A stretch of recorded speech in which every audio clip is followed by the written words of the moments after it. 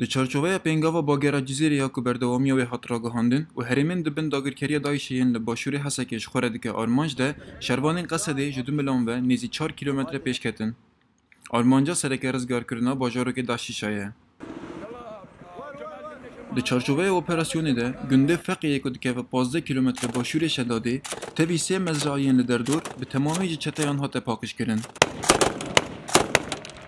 Şervanekî ji Şedadê bi navê Gabar dibêje ku armanca sereke hebûna Daişê li herêmê bi temamî qedandine. Gabar her wiha anî ziman ku ev operasyon heta ku gelê herêmê ji zilm û zordariya Daişê bi temamî werin azadkirin wê بلشنا bidome. حملة الدشيشة، تقدمنا من السينور بيومنا الثاني هذا تقدمنا 4 كيلومتر. فاتوا رفاقنا اقتحموا القرية اللي قدامنا، متجهين لقرية مرجان.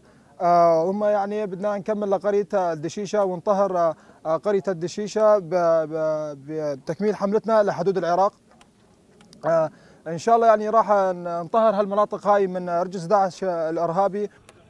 Rixmê ku Daîş bi rêbazên cûr be cûr hewl dide pêşketina şervanan ya li herêmê asteng bike jî, tê ditin ku şervanên Qesedê bi awayeke serkeftî pêş de diçin. Hemû hewldanên êriş û kêmînkirina çeteyên Daişê ji alî şervanan ve heya niha hate vala derxistin.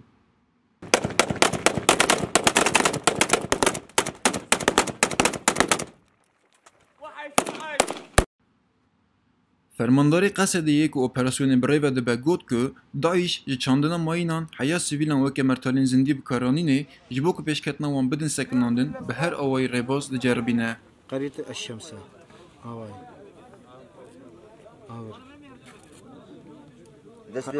حركتهم يروح حركات بكلامي اجي. نحن هلا عم جهز حالنا، عم جهز رفقاتنا مشان ناخذ هالقرى حوالي منطقة الدشيشة، ونحن ماشيين هلا 4 كيلومتر. الالغام يعني عم يزرعوا الغام، والله عم يزرعوا يعني على الطرق، عم يزرعوا بين الاراضي الفاضية، يعني مشان نحن كمان ما نقدر نمشي عليهم. هن عم يزرعوا هالالغام هاي بهالشكل هذا يعني.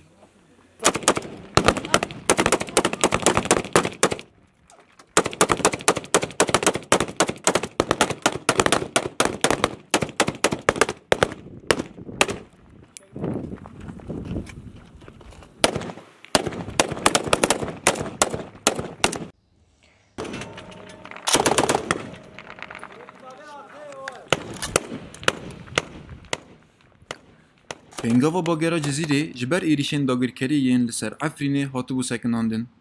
Hate çavdêrkirin ku Daîşa vê pêvajoyê ji xwe re weke derfet dît, faaliyetên xwe di başûrê Hesekê de zêdetir kir û hewl daxa komî serhev bike.